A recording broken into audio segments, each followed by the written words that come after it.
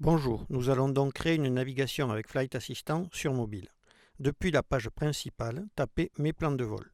La liste de vos plans de vol s'affiche et le bouton plus en haut va vous permettre d'en créer un nouveau. Vous devez d'abord définir l'origine de votre plan de vol, puis la destination. Vous pouvez utiliser le code ou le nom des aéroports. Vous pouvez alors donner un nom à votre plan de vol pour qu'il soit enregistré.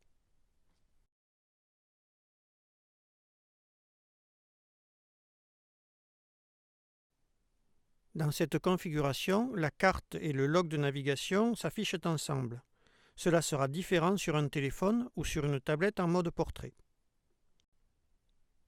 Sur la carte, en édition de navigation ou en mode cockpit, un tap sur un point vous donnera de l'information. On voit ici les détails de l'aéroport avec l'altitude, les fréquences et aussi les zones à cet endroit avec leur plafond. Un tap sur l'aéroport vous amène au briefing. On a accès aux informations détaillées et aux documents associés.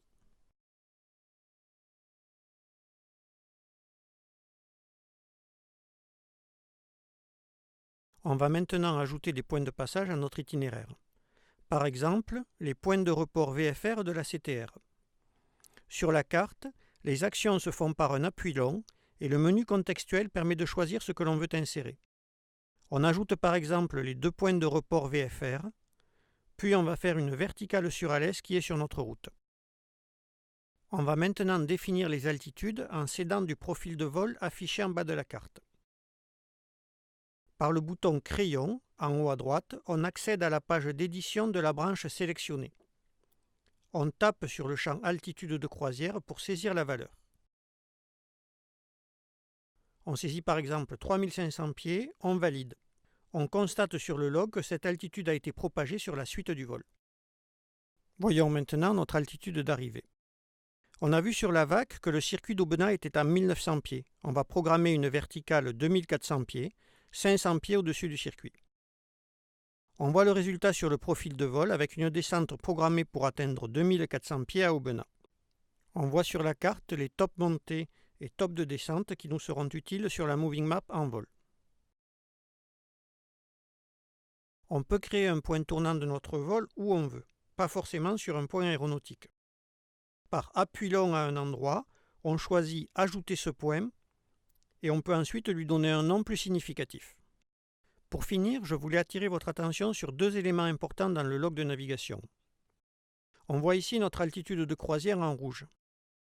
Et on remarque sur le profil de vol qu'en effet, on n'est pas à 3500 pieds sur la branche vers Novembrico comme demandé.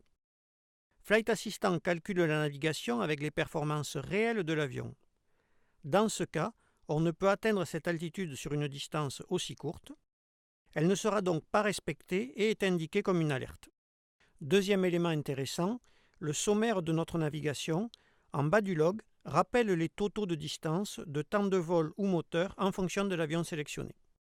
Cette présentation avec log de navigation et carte côte à côte est la plus confortable, mais elle n'est pas toujours possible, par exemple sur téléphone ou sur tablette en mode portrait. Voyons maintenant ce qui est différent quand on utilise Flight Assistant sur un téléphone. La page d'accueil est organisée différemment mais mène aux mêmes informations. Par exemple, le statut de l'application est sur une page séparée. Pour accéder à la gestion des plans de vol, tapez sur le bouton Préparation des vols, puis sur Mes plans de vol. Grâce à la synchronisation des données, on retrouve automatiquement nos navigations créées sur tablette.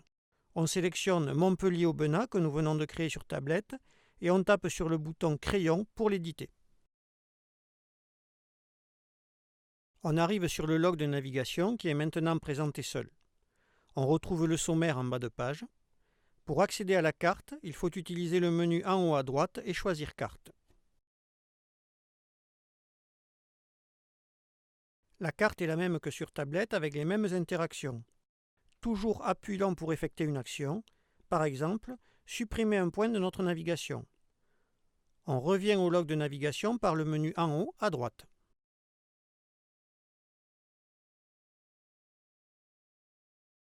Comme sur tablette, on peut insérer directement un point après la branche sélectionnée par le bouton plus.